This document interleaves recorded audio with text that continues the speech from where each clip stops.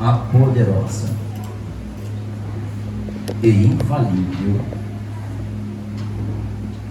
palavra do Senhor. Alguns dias depois, Jesus entrou outra vez em Cafarnaum e logo se espalhou que ele estava em casa. E logo se ajuntaram tantas pessoas que nem mesmo nos lugares junto à porta havia espaço. E ele proclamava a palavra a todos. Então alguns homens se aproximaram dele, levando um paralítico que era carregado por 4 pessoas. E não podendo aproximar-se dele por causa da multidão, descobriram o eirado no ponto correspondente aonde o que ele estava, e fazendo uma abertura, baixaram o leito em que jazia o paralítico. E Jesus, ao ver a fé deles, disse ao paralítico: filho, estão perdoados seus pecados. E estava ali assentado alguns dos escribas que meditavam em seus corações: por que este homem fala assim? Que blasfêmia é esta? Quem pode perdoar pecados senão a Deus?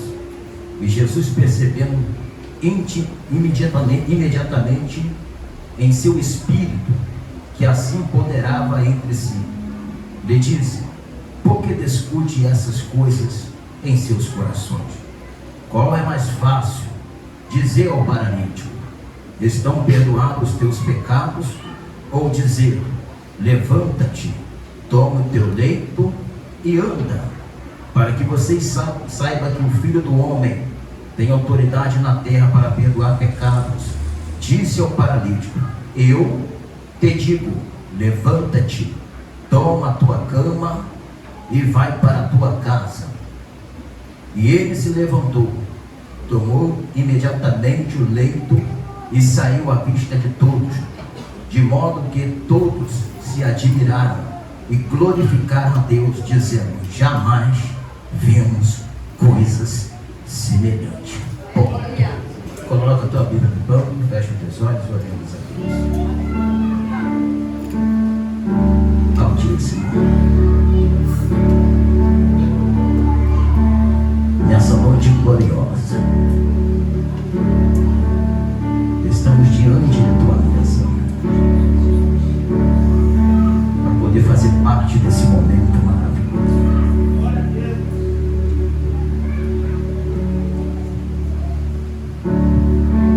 Esse momento, Pai, que nós vamos entrar em comunhão contigo. Só que pedimos ao Senhor que fale em nossos corações,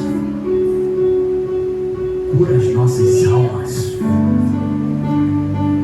a alma que encontra enfermo dentro da tua casa, porque sabemos que o Senhor é um Deus misericordioso. O Senhor fez um plano perfeito para que nós podemos ter remissão de nossos pecados. O Senhor nos deu o teu Filho amado, esse Filho que hoje nós estamos aqui adorando, glorificando e exaltando o teu santo nome. Então, ó Deus, fala o coração dos teus filhos nessa noite, pelo poder do nome do nosso Senhor Jesus Cristo. E a igreja diz: amém. Glória a Deus. Toma o teu assento.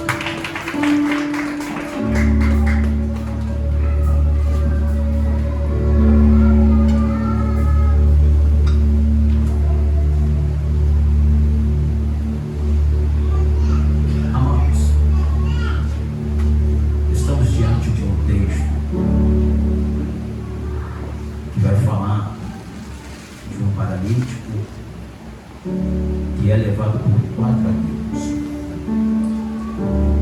Mas antes de eu entrar dentro desse texto, eu queria dar uma introdução. No capítulo 1 se inicia caminho do nosso Senhor Jesus Cristo. E quando João prepara o caminho do nosso Senhor Jesus, o nosso Senhor Jesus Cristo vai até João Batista, ou João que batiza. E Jesus vai descer as águas para poder se cumprir a lei e o que Deus colocou no coração de João Batista. Só que logo depois que Jesus é batizado e é levado para o deserto e é tentado pelo tentador que é o diabo, Jesus ganha a tentação que o diabo vai tentar o nosso Senhor Jesus Cristo. E logo depois o Senhor Jesus Cristo ele vai começar o seu ministério na Galileia. E quando o Senhor Jesus Cristo vai começar o seu ministério na Galileia, ele vai começar chamando os seus discípulos. E no capítulo de número 1 vai dizer que o Senhor Jesus Cristo vê 2 irmãos pescando no mar da Galileia. E ele chama Simão Pedro e seu irmão André, que a partir de hoje eu faço vocês pescadores de almas. Aleluia. E mais à frente Jesus está andando já com Simão Pedro e André. E mais na frente ele vai encontrar mais 2, que é Tiago e João, juntamente com seu pai Zebedeu. Eles estavam trabalhando, costurando rede. E Jesus chama eles, dizendo que farão deles pescadores de almas. Imediatamente, amado, Tiago como João deixa o seu pai com os seus empregados e vai seguir o Mestre Jesus. E o que me chama a atenção em cima dessa introdução é que quando Jesus chama, nenhum deles coloca obstáculo ao chamado de Jesus. Na mesma hora que o Senhor chama, eles vão seguir ao Senhor Jesus Cristo de Nazaré. Então Jesus começa o seu ministério sozinho. Agora, na caminhada do seu ministério, ele está com 4 discípulos. E esse discípulo é Simão Pedro, André seu irmão, e seus amigos Tiago e João, filho de Zebedeu. Agora Jesus ele vai entrar dentro da cidade de Cafarnaum. Quando Jesus entra dentro da cidade de Cafarnaum, Jesus vai diretamente na sinagoga.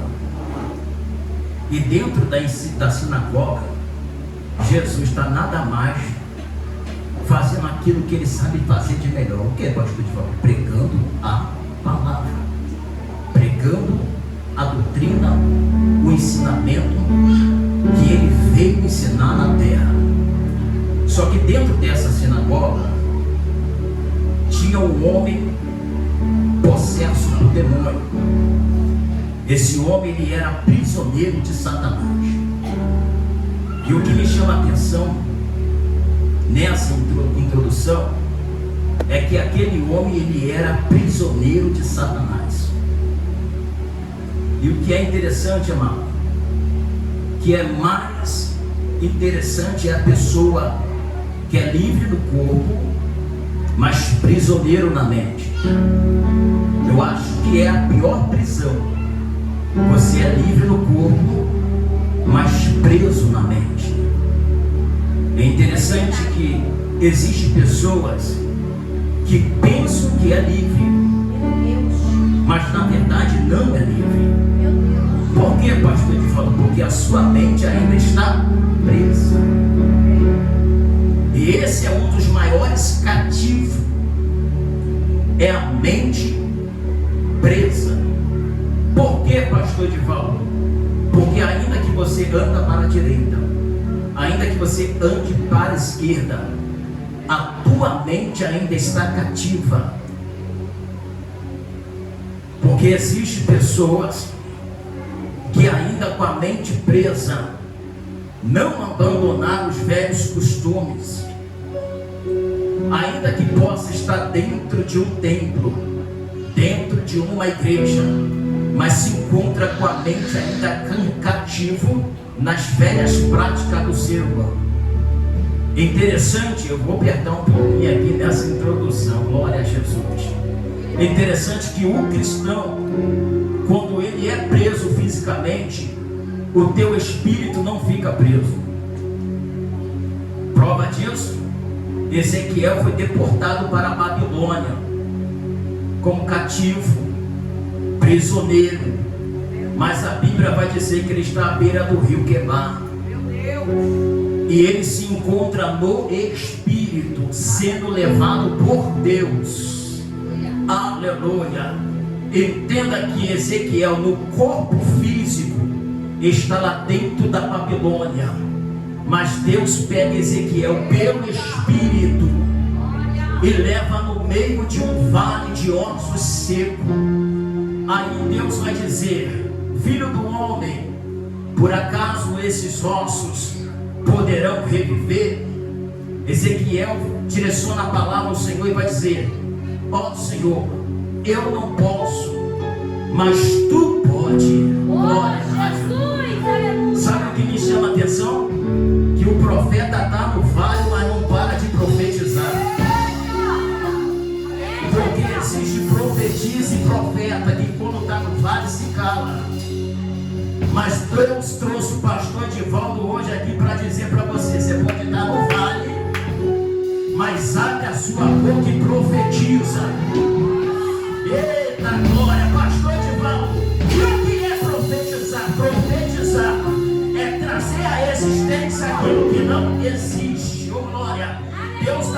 Deus está mandando dizer para profetiza e para profeta nessa noite: ainda que você esteja no vale, mas abre a sua boca e profetiza, porque Deus vai trazer à existência aquilo que não existe através da tua glória.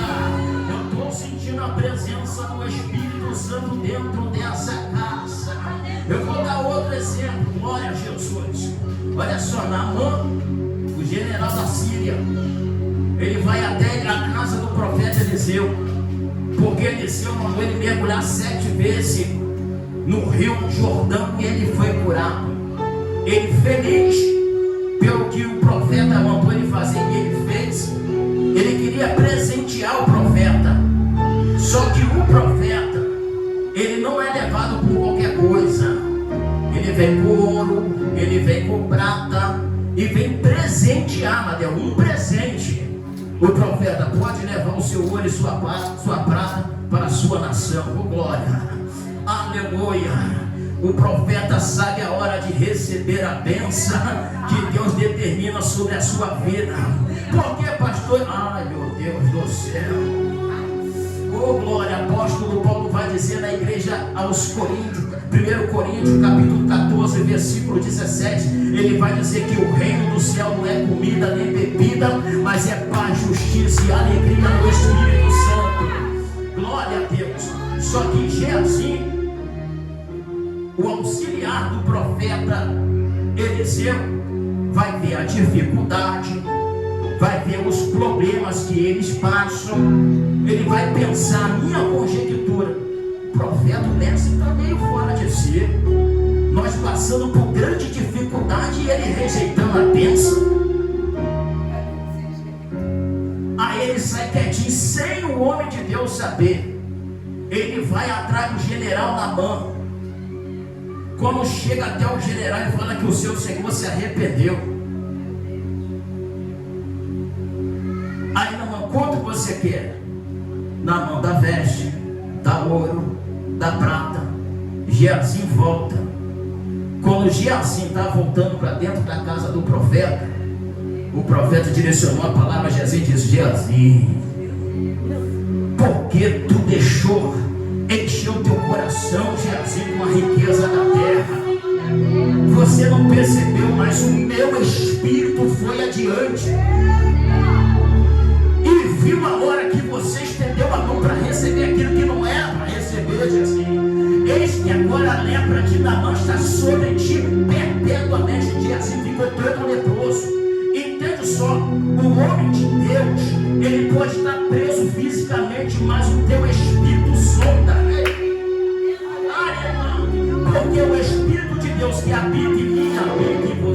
habita em você, habita em você, habita em você. Oh, Jesus Cristo, não precisa eu estar fisicamente em qualquer lugar, não. Por quê? Porque através do Espírito de Deus, se Ele quiser revelar, Ele revela o oculto, Ele revela o escondido, Ele revela o que está por trás da parede. Por quê, pastor Edvaldo? Porque o Espírito que habita lá em cima, habita aqui embaixo também, glória. Se habita aqui no altar, habita no pátio também. E só quem tem a presença do Espírito, levanta a mão e adora. Glória a Deus. Só que aquele homem endemoniado, ele está diante de quem? Diga comigo, Jesus.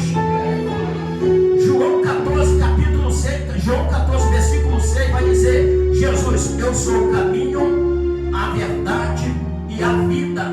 Ninguém vai ao Pai a não ser por mim. Quem é o caminho? Diga comigo, Jesus. Quem é o caminho?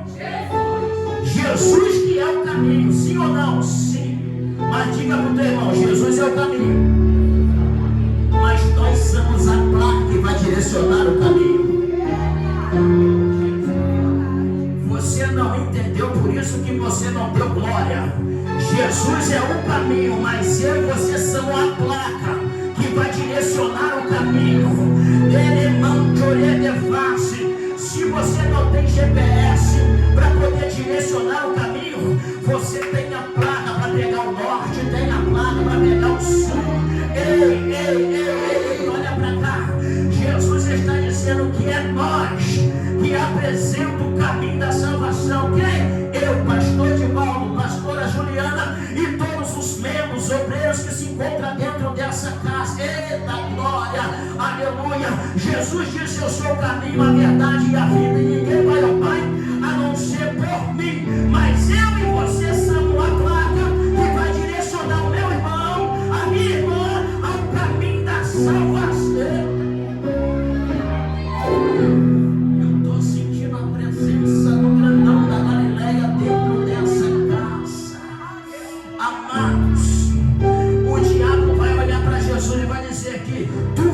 Nos destruir. Jesus o Nazareno, eu sei que você é o santo do Pai. Jesus, cala a boca, saia dele agora. Eu fico doido com a Bíblia, sabe por quê? Até os demônios sabem quem Cristo é e quem cristão. Cristo de Nazaré. Ai, Jesus. O endemoniado disse: eu sei que o Senhor, eu sei que você é o santo do Pai. Aleluia, glória a Deus.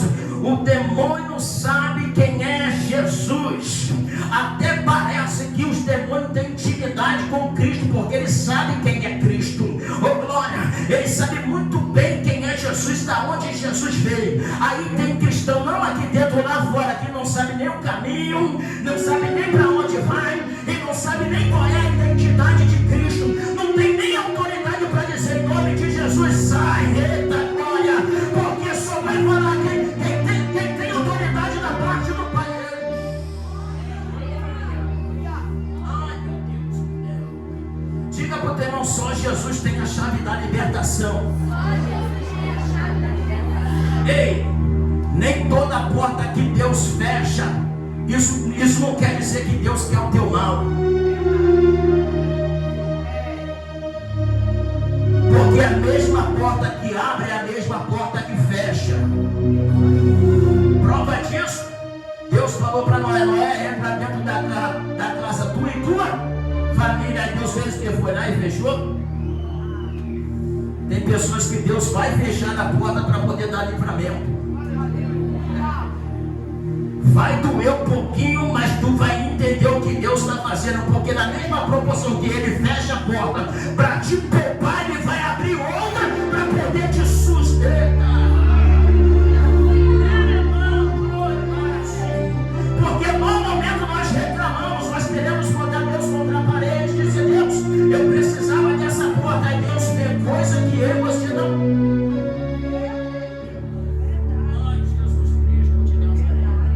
Amado, eu pergunto à igreja: tu consegue ver Deus? Sim ou não? Não.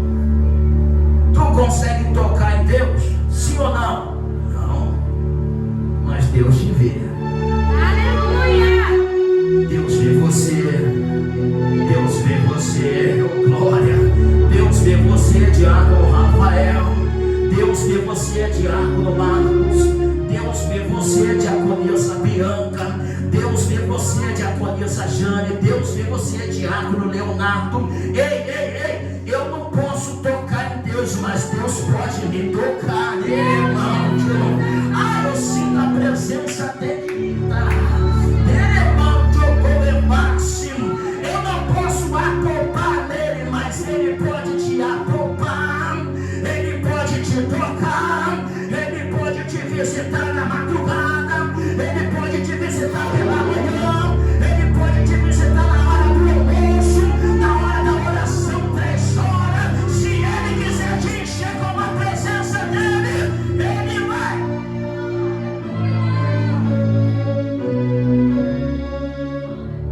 Só Jesus pode libertar. Glória a Deus.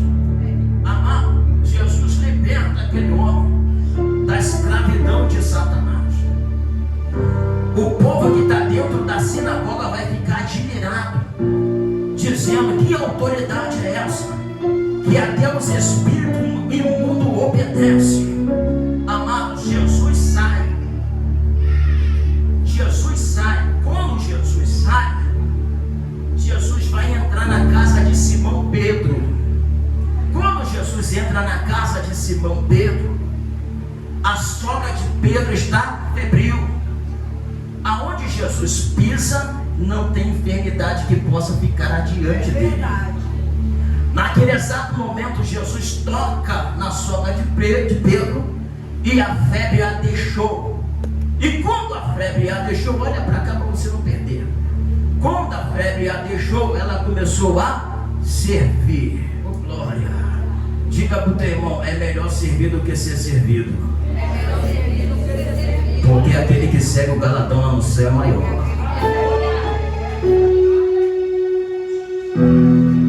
Oh, meu Deus do céu.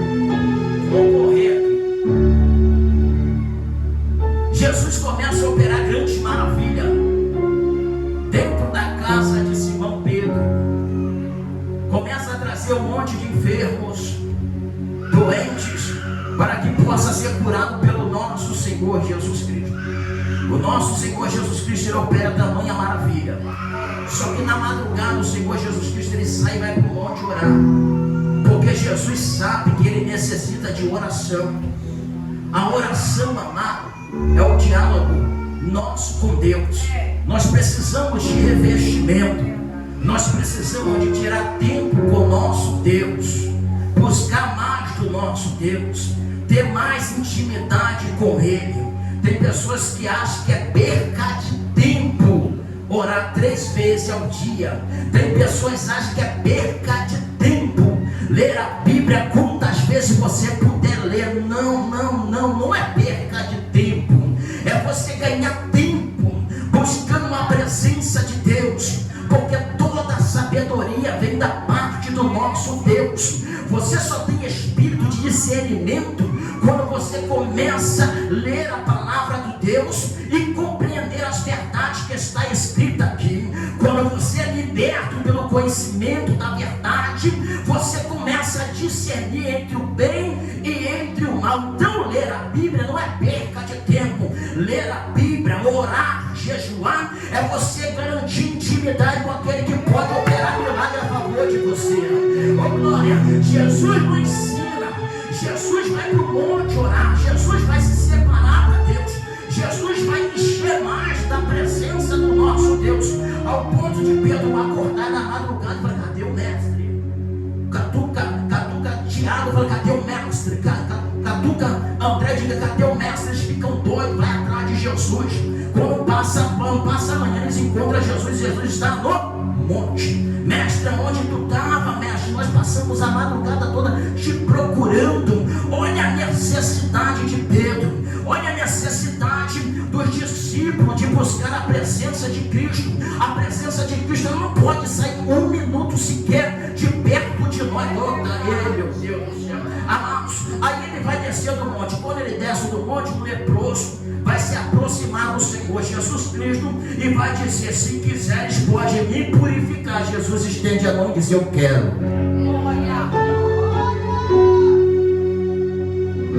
Jesus estendeu a mão e disse: eu quero. Seja curado. Jesus não fez força nenhuma para poder curar aquele leproso. Jesus disse apenas uma palavra: eu quero, e seja. Ei, meu Deus do céu. Ele está dizendo: eu quero fazer por você. Quem vai impedir? Oh, glória. Eu quero operar a favor de você. Quem vai impedir? Oh, meu Deus do céu. Olha só, olha para cá. É interessante. No centro de Ubanda, ou curandeira, eu já passei por curandeira e já falei isso aqui, volto a falar. Quando você vai na curandeira por falta de conhecimento, achando que a curandeira possa curar, você vai consultar a curandeira vai passar uma receita para você. Ela vai dizer: ó, toma banho de pipoca, joga na água corrente, você vai tomar a galhada lá de cideira lá nas costas, te lampear as costas. Você vai fazer tudo isso que ela vai mandar você fazer, mas não vai ser curado. Oh, Jesus, ai Jesus, não manda você tomar banho de pipoca, não dá galhada em você. Jesus apenas diz a palavra: eu quero, seja curado.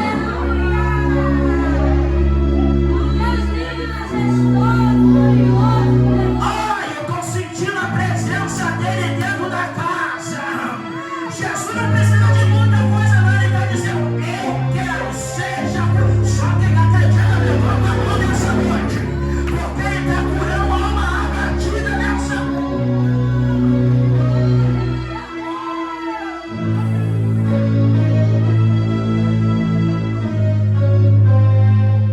Oh, meu Deus, que coisa linda.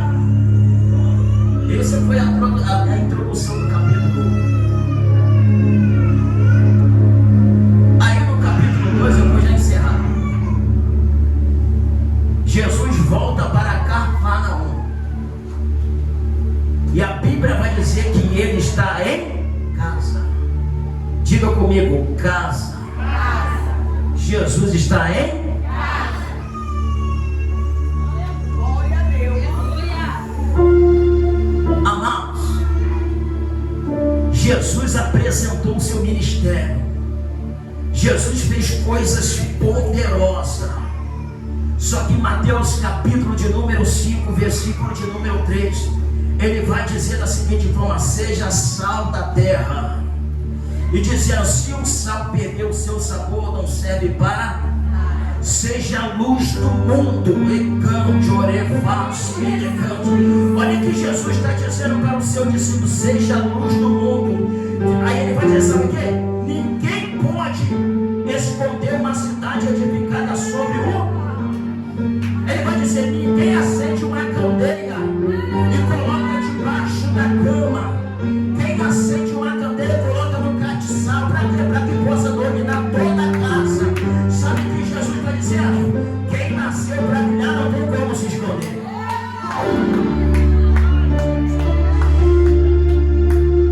Não tem como ainda que você possa sentar na última cadeira.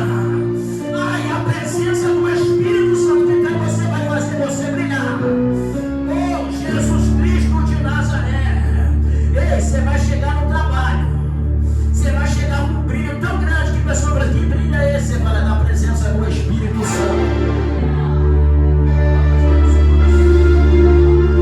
Eu sinto a presença dele gloriosa e poderosa.